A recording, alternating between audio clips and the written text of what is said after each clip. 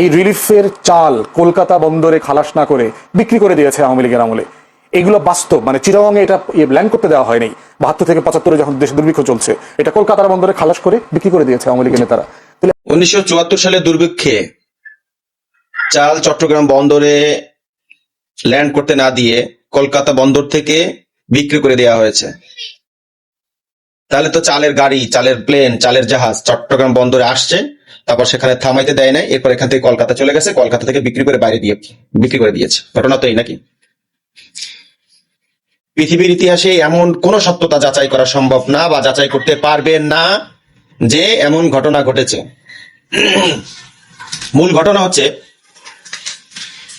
তখনকার সময়ও 2025 সালে এসে আমরা যেমন আমেরিকার বিশাল চামচা পেয়েছি, আমেরিকার একছত্র দালালি করার দালালের জনগোষ্ঠী পেয়ে গেছি, ঠিক 1974 সালেও তখন এরকম আমেরিকার একছত্র নিক্সনের দালাল ছিল, যে দালাল গোষ্ঠী 1975 সালে নৃশংস হত্যাকাণ্ডের সাথে সহযোগিতা করেছে গোপন বৈঠক মোস্তাকের সাথে।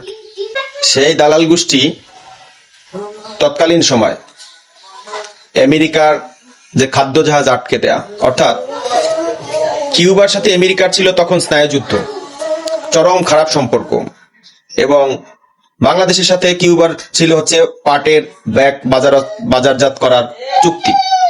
তো যখন আমেরিকা শুনলো যে বাংলাদেশ পাটের ব্যাগ কিউবা রপ্তানি করছে, এই কথা শুনে আমেরিকা খাদ্য জাহাজ আটকে দেয় সমুদ্রের মাঝে এবং বাংলাদেশকে নিষেধাজ্ঞা জারি করে যে কিউবার সাথে সম্পর্ক ছিন্ন করলে খাদ্য জাহাজ বাংলাদেশে আসবে অথবা না করলে আসবে না।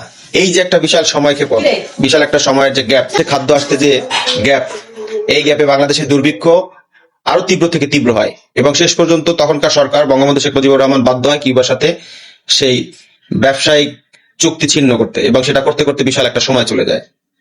এই সময়ই এই দুর্ভিক্ষ আরো তীব্র হয়ে যায়।